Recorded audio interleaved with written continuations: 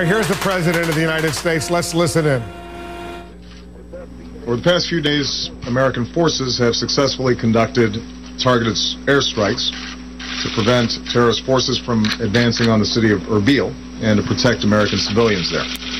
Kurdish forces on the ground continue to defend their city, and we've stepped up military advice and assistance to Iraqi and Kurdish forces as they wage the fight against ISIL. At the same time, we've continued our daily humanitarian efforts to provide life-saving assistance to men, women, and children stranded on Mount Sinjar, and deployed a USAID disaster assistance response team to help. Some have begun to escape their perch on that mountain, and we're working with international partners to develop options to bring them to safety. I want to thank, in particular, the United Kingdom, France, and other countries working with us to provide much-needed assistance to the Iraqi people. And meanwhile, our aircraft remain positioned to strike any terrorist forces around the mountain who threaten the safety of these families. This advances the limited military objectives we've outlined in Iraq: protecting American citizens, providing advice and assistance to Iraqi forces as they battle these terrorists, and joining with international partners to provide humanitarian aid.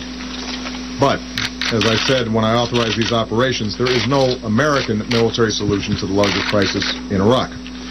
The only lasting solution is for Iraqis to come together and form an inclusive government, one that represents the legitimate interests of all Iraqis, and one that can unify the country's fight against ISIL.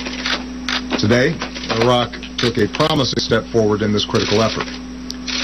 Last month, the Iraqi people named a new president. Today, President Massoum named a new Prime Minister-designate, Dr. Haider al-Ibadi. Under the Iraqi Constitution, this is an important step towards forming a new government that can unite Iraq's different communities. Earlier today, Vice President Biden and I called Dr. Ibadi to congratulate him and to urge him to form a new cabinet as quickly as possible, one that's inclusive of all Iraqis and one that represents all Iraqis. I pledged our support to him, as well as to President Massoum and Speaker Jabouri as they work together to form this government. Meanwhile, I urge all Iraqi political leaders to work peacefully through the political process in the days ahead. And this new Iraqi leadership has a difficult task. It has to regain the confidence of its citizens by governing inclusively and by taking steps to demonstrate its resolve.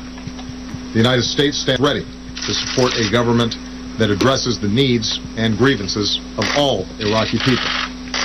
We're also ready to work with other countries in the region to deal with the humanitarian crises and counterterrorism challenge in Iraq. Mobilizing that support will be easier once this new government is in place. And these have been difficult days in Iraq, a country that's faced so many challenges in its recent history. And I'm sure that there will be difficult days ahead.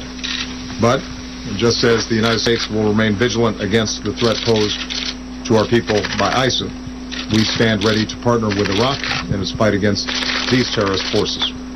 Without question, that effort will be advanced if Iraqis continue to build on today's progress and come together to support a new and inclusive government. Thanks, everybody. Message from al-Maliki.